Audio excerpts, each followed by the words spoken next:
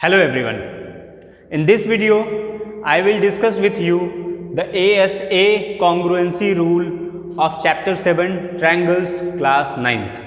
तो आइए स्टार्ट करते हैं। सबसे पहले हम इसका स्टेटमेंट देखते हैं। ASA congruency rule है क्या?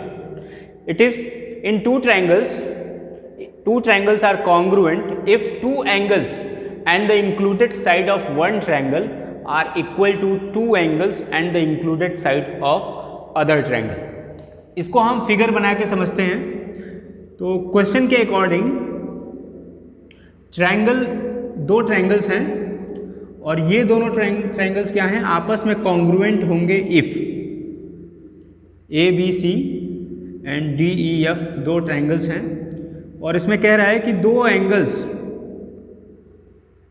ठीक है, और उस included side, two triangles are congruent if two angles and the included side. देखिए मैंने दो एंगल्स लिया और उनका included side are equal to two angles and the included side of other triangle. तो हम सपोज कर लेते हैं कि एंगल बी एंगल ई के इक्वल है और एंगल एफ एंगल सी के इक्वल है और B C is equal to E F है। तो क्वेश्चन के अकॉर्डिंग कि if angle B is equal to angle E, angle C is equal to angle F and the included side BC is equal to included side EF, then triangle ABC congruent to triangle DEF। यही है ASA congruency rule, ठीक है।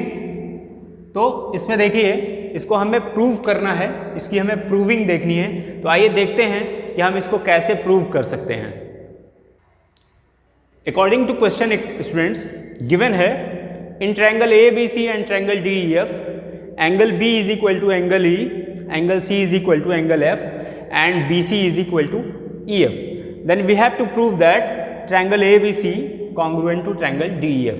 देखिए जब ये दो angles दोनों corresponding angles के बराबर हैं और इंक्लूडेड साइड इक्वल है तो हमारे पास दो केस है।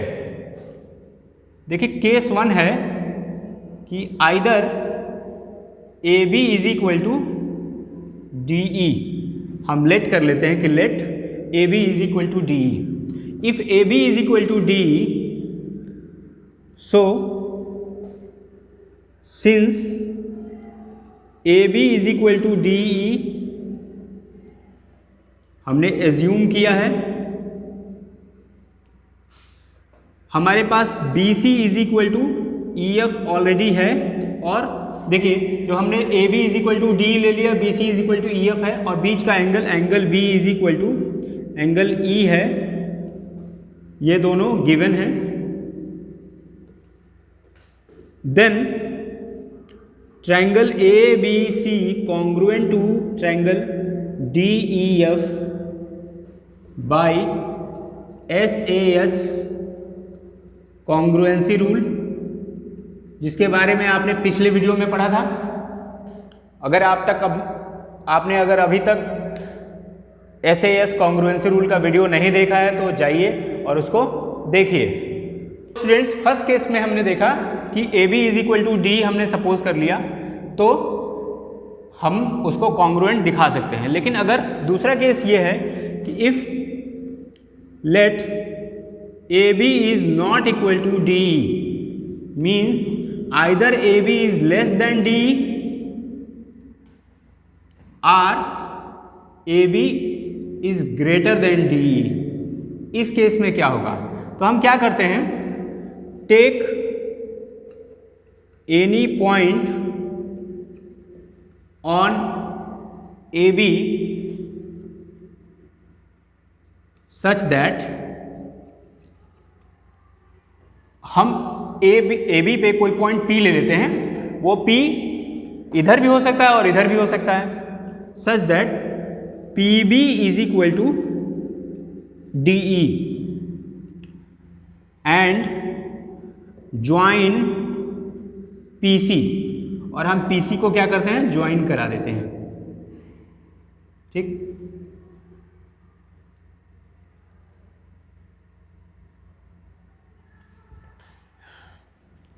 Now in triangle PBC and triangle DEF। देखिएगा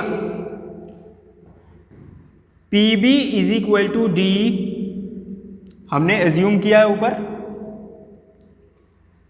एज्यूम्ड। फिर हमारे पास angle B is equal to angle E है। उसके अलावा हमारे पास BC is equal to EF भी है। So triangle PBC congruent to triangle DEF by SAS congruency rule, जो कि आप लोगों ने पिछले वीडियो में देखा है। ठीक है, तो PBC कॉन्ग्रुएंट हो गया DEF के। अब जैसे ही PBC कॉन्ग्रुएंट होगा DEF के, तो इससे आपको मिलेगा angle PCB is equal to angle DFE मिलेगा ना। या हम कह सकते हैं कि angle PCB is equal to angle F। ठीक है, but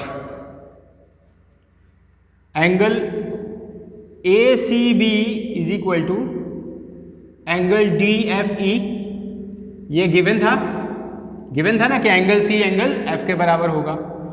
so angle ACB is equal to angle PCB, तो क्या हो जाएगा, देखिए एंगल PCB DFE के बराबर है और एंगल ACB भी DFE के बराबर है। राइट हैंड साइड दोनों के सेम है, तो लेफ्ट हैंड साइड भी क्या हो जाएगा, बराबर, मीन्स PCB ACB के बराबर हो गया। Angle PCB is equal to angle ACB। लेकिन क्या ये पॉसिबल है?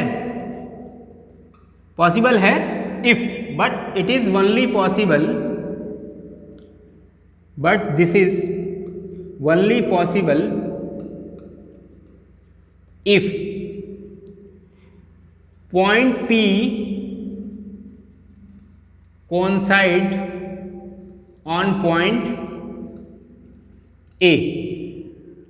अब जब पॉइंट P A पे कंसाइड करेगा, so BA is equal to D हो जाएगा। BA क्या हो जाएगा, पॉइंट P अगर यहां आ गया तो अब BP क्या हो जाएगा, BA हो जाएगा। तो BA is equal to DE and angle B is equal to angle E and BC is equal to EF हमारे पास ऑलरेडी है। So triangle ABC congruent to triangle DEF by SAS congruency rule. तो students हमें यही prove करना था। It is proved now. Okay, thank you.